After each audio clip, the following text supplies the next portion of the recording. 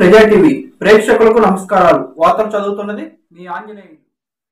ప్రకాశం జిల్లా దర్శి నియోజకవర్గం పరిధిలోని కుర్చేడు మండలం గంగదొనకొండ గ్రామంలో గంగమ్మవారి తిరునాళ్ల సందర్భంగా టీడీపీ మరియు జనసేన నాయకులు ఏర్పాటు చేసిన విద్యుత్ ప్రభులపై ప్రసంగించిన దర్శి నియోజకవర్గం టీడీపీ ఇన్ఛార్జ్ గుత్తిపట్ల లక్ష్మి మరియు కడియాల లలిసాగర్ దంపతులు. ఈ కార్యక్రమంలో దారం సుబ్బారావు, కుర్చేడు మండలం పార్టీ అధ్యక్షుడు పిడతల నెమలయ్య, మాజీ మండల పార్టీ అధ్యక్షుడు కాట్రాజు నాగరాజు, గడ్డం బాలయ్య, గాలిబుర్రావు, గంగదొనకొండ గ్రామం టీడీపీ, జనసేన, బీజేపీ నాయకులు, కార్యకర్తల అభిమానులు పెద్ద ఎత్తున పాల్గొన్నారు.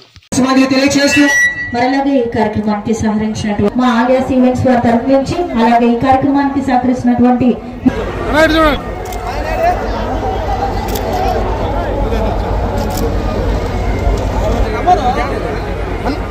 రిక్వెస్ట్ అండి, దయచేసి ఎవరు నెట్టుకోవద్దు ప్లీజ్.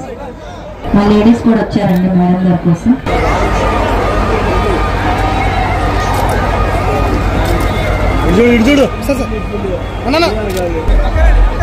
పార్టీ మొన్న మన ఎలక్షన్ రిజల్ట్స్ చూసాము. ప్రజలు కోరుకున్నారు. ఆ విధంగానే కూటమి ప్రభుత్వం అధికారంలోకి వచ్చి ఒక ప్రజా పాలన అందిస్తూ ప్రజా ప్రభుత్వంగా పేరు తెచ్చుకున్నారు.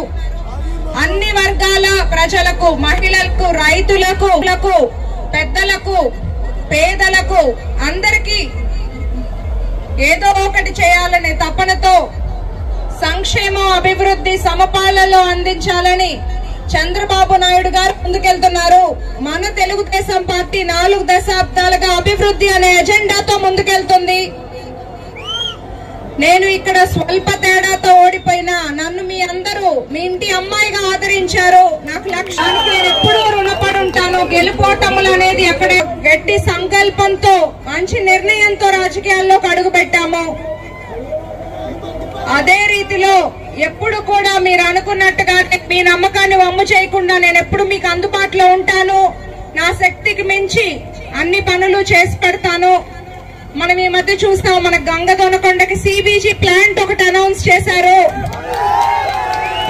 అది మన చంద్రబాబు నాయుడు గారు, లోకేష్ గారు పనితీరు అంటే అలా ఉంటుంది.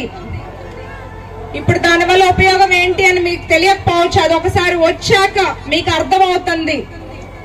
ఒక గడ్డిని పెంచి గడ్డి నుండి మనం గ్యాస్ ని తయారు చేసి అది వంటలకు గానీ లేదా మనం ట్రాన్స్పోర్ట్ అంటే బండ్లలో, ఇప్పుడు ఎలా అయితే టెక్నాలజీ మారిపోయింది, రేపు పెట్రోల్ డీజిల్ బదులు గ్యాస్ బండ్లు కూడా బాగా వాడకంలోకి వస్తాయి, అందులోకి ఉపయోగపడతాయి. అట్లాగే వలసలు తగ్గి మనకు అక్కడే ఉపాధి అవకాశాలు కూడా మన ఊరు వాళ్ళకి అక్కడే ఉంటాయి.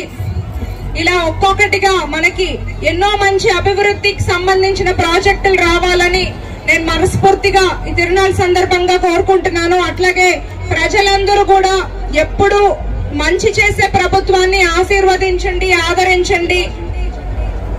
మీ అందరి ఆశీస్సులు, ఆదరణ నాకు కూడా ఎప్పుడూ ఉండాలి. ముదిరాజ్ యూత్ కి ధన్యవాదాలు. ఇక్కడికి వచ్చిన అందరికీ ధన్యవాదాలు. ఇక్కడ ఏదో చదువుకొని దూరం వెళ్ళలేక ఉన్న యువత ఉంటారు. ఆ సిబిజీ ప్లాంట్ లో మన వాళ్ళకి జాబ్స్ వచ్చేలాగా నేను తప్పకుండా ప్రయత్నం చేస్తాను.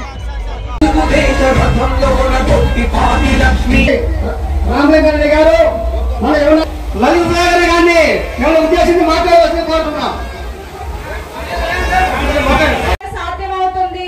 మంచి చేసే ప్రభుత్వాన్ని మీరందరూ ఎప్పుడు ఇలాగే ఆదరించాలి. మీ ఆశీస్సులు ఉండాలి.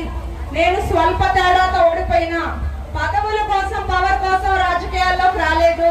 మీరు చూస్తే గత 9-10 నెలల్లో ఎవరు మీకు ఎప్పుడు అందుబాటులో ఉన్నారు, ఎవరు ప్రజల దగ్గరగా ఉన్నారు, ఏ కార్యక్రమం జరిగినా ప్రజలకి ఇంట్లో చెడైనా మంచైనా ఎవరు వెళ్తున్నారు అనేది మీకు ఈ పాటికి అర్థమై ఉంటుంది. నేను నెక్స్ట్ 4 ఏళ్ళు కూడా ఇలానే కష్టపడతాను.